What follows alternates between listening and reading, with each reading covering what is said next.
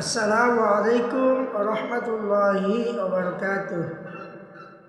আপনাদের সামনে দুটি কথা বলার জন্য আমি আসছি রুকাইয়া বিষয় নিয়ে। যারা বিভিন্ন দোষীর মধ্যে, বিভিন্ন মানসিক টেনশনের মধ্যে হয়তো বান মারা হয়েছে, কুফরি করা হয়েছে, আপনাদেরকে বিভিন্ন বিপদের মধ্যে আপনি রয়েছেন। আপনি নিজের রুকাইয়া নিজে কিভাবে করবেন?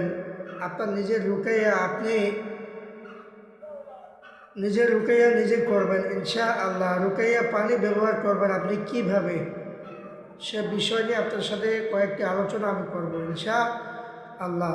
আপনি 3 বার দুরূদ শরীফ পড়বেন, সূরা ফাতিহা 7 বার পড়বেন, আয়াতুল কুরসি 7 বার পড়বেন, কাফিরুন সূরা 7 বার পড়বেন, সূরা ইখলাস 7 বার পড়বেন, সূরা ফালাক 7 বার পড়বেন, সূরা নাস 7 বার পড়বেন। তবে রোগীর শরীরে আপনি ফু দিবেন, ফু দিয়ে যেভাবে বললাম এইভাবে আবার পানির মধ্যে 1 জগ পানির মধ্যে ফু দিয়ে দিবেন।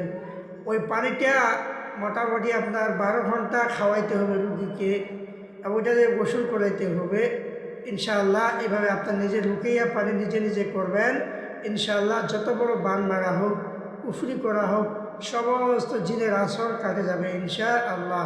আল্লাহ তাআলা আমাদেরকে সকলকে আমল করার জন্য তৌফিক দান করুক। অন্য কোনো ভণ্ড প্রতারকের কাছে রুকাইয়া পানির জন্য সংগ্রহণ করার দরকার নাই। আপনি নিজের রুকাইয়া নিজেই করতে পারবেন ইনশাআল্লাহ। অনেকে রুকাইয়া পানি নিয়ে বিভ্রান্তি সৃষ্টি করে, আপনারা সেই প্রতারক থেকে আপনারা দূরে সরে থাকবেন।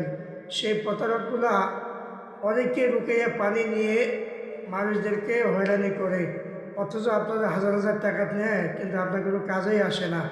এই জন্য অনুরোধ করে বলবো, আপনার নিজের রুকাইয়া পানি নিজেই সংগ্রহ করবেন ইনশাআল্লাহ। আসসালামু আলাইকুম রহমতুল্লাহি ওয়া বারাকাতুহু।